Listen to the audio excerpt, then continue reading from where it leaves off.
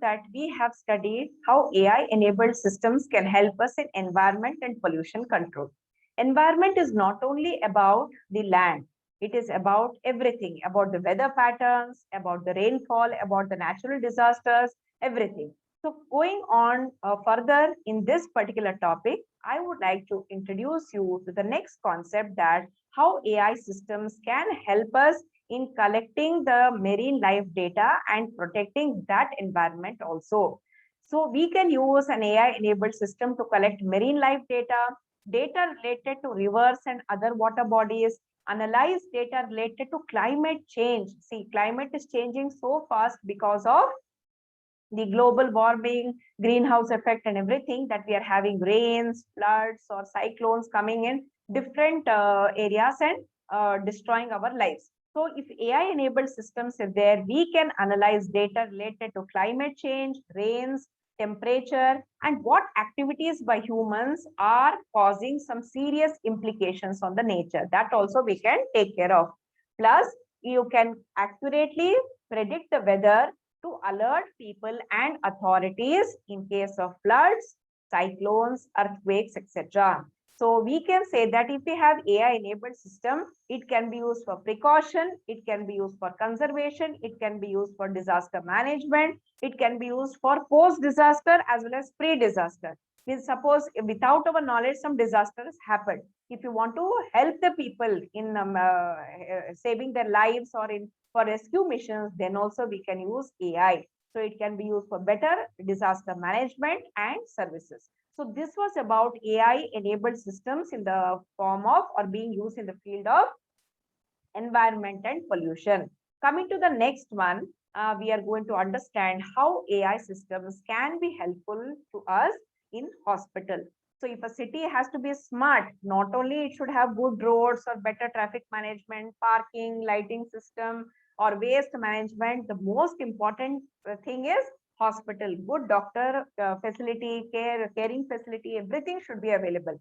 So if that hospital should be smart, then it should have all those things. It should have surgical robots, it should have expert diagnostic systems, smart patient care, medical operations devices which are smart enough to detect some kind of problems or do some kind of diagnosis or assist the doctors in proper diagnosis, post-discharge advice and care, centralized blood bank and donors database management. So a city which is having a hospital, obviously it is going to have a hospital, and that hospital should have these kind of facilities for people to avail for.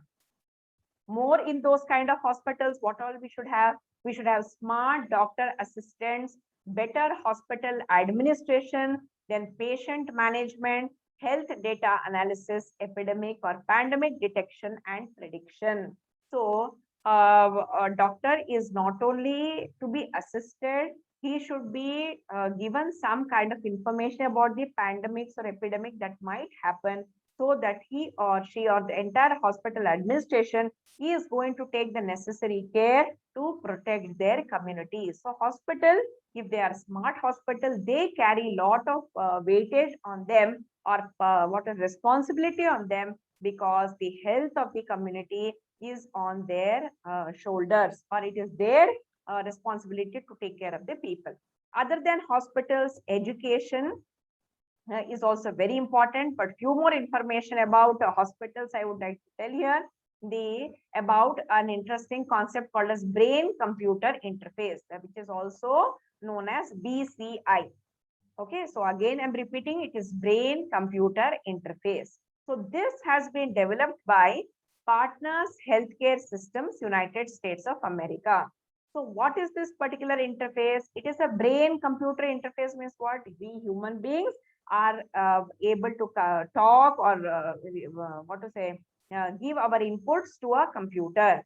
This is for whom? This is for people who have challenges in speech, hearing, vision, or movement. So people with some kind of difficulty or disability in speech and hearing, vision, or movement, they can use this BCI, that is brain computer interface. This system will enable such patients to express through AI-enabled computers. So people who cannot talk, who cannot see how they are going to interact with others. So they can use this BCI. So they can express themselves, whatever difficulties they're facing, or whether they're happy or sad, whether there's some things going on in their mind, everything through this BCI. These computers will also be used to map their brain memory with the AI system so that any memory loss later could be restored up to some extent. So people who have this kind of disabilities or challenges, they may tend to forget some things. So what is this computer going to do? It is going to map their brain memory with the AI system, that is keep all the information, whatever about the user in the AI system, so that in case of any memory loss, this backup data can be used for restoring the memory. But these are all very, very complicated concepts of AI, but day is not far when we are going to have all these things. So which one next one we are going to study? Obviously, we are going to understand how AI can be effectively used in schools. So in schools, it is a major boon for the faculties or the teachers. Plus, it is going to help the parents also to analyze their child's progress, whether any remedial measures have to be taken or not. Plus, it is going to sometimes help the students also. So we can imagine an AI-enabled system, smart school, to have personalized assessments, teacher assistants, simple bots to help in day-to-day administration, answer sheet collection, then performance prediction, lab assistants, student health advice systems. The student health advice is very, very important concept. Sometimes not only physical health, children face some mental issues also, like peer pressure, or they're not able to understand a few things which are going on in their mind, or due to adolescence they have certain problems. So if we have student health advice systems, then they feel secure to open up and to solve their issues. And practice question paper predictions also. All these things can be imagined in a AI enabled smart school. In the next video lecture, I am going to tell you how AI can be used in governance and public safety and security. So till then, bye-bye.